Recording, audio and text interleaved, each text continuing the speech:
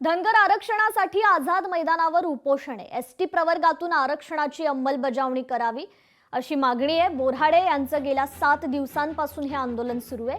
आता मागणी मान्य झाल्याशिवाय माघार घेणार नाही असा निर्धार आंदोलक दीपक बोऱ्हाडेंनी केलाय।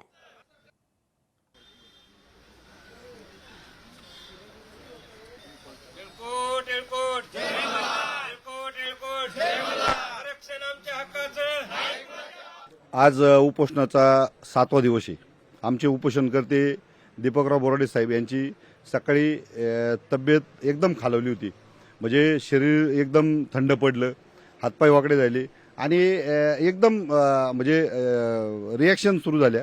आणि आमची विनंती की आमच्या खरोखर उपोषणकर्ते भाऊंची तब्येत खालावली, तुम्ही आमच्या सहनशीलतेचा अंत बघू नका। तर भंडाऱ्यातील तुमसर इथे जनता दरबाराचं आयोजन करण्यात आलंय। पालकमंत्री पंकज भोयर यांच्या उपस्थितीत हा जनता दरबार असणार आहे। जनता दरबारात भोयर यांच्याकडून अधिकाऱ्यांची कान उघडणी केली जाणार आहे।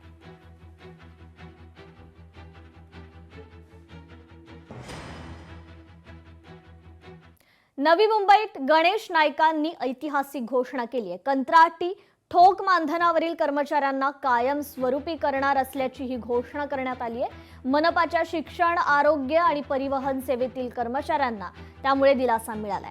नवी मुंबई महानगरपालिकेच्या शिक्षण, आरोग्य आणि परिवहन सेवेतील कंत्राटी आणि ठोक मानधनावरील कर्मचाऱ्यांना कायमस्वरूपी करण्याचा हा ऐतिहासिक निर्णय घेण्यात असल्याची ही घोषणा वनमंत्री गणेश नाईकांनी केली आहे। येणाऱ्या महासभेत आणि स्थायी समिती सभेत या संदर्भातील ठराव आणण्यात येणार असून बहुमतानं कर्मचाऱ्यांच्या हिताचा निर्णय मंजूर करू असा शब्द देखील गणेश नाईक यांनी दिलाय।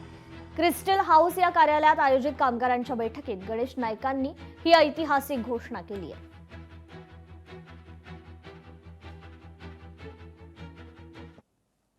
भविष्यकाळामध्ये नवी मुंबई महापालिकेच्या अंतर्गत असलेले जे विभाग आहेत, ज्याच्यामध्ये प्रामुख्यानं शिक्षण विभाग आहे। शिक्षण विभागामध्ये एकही घटक, शिक्षक असो, तो शिपाई असो, तो तिथला झाडूवाला असो की तो वॉचमन असो, हा परमनंट झाला पाहिजे। Basic DA allowances, provident fund, ग्रॅज्युएटी।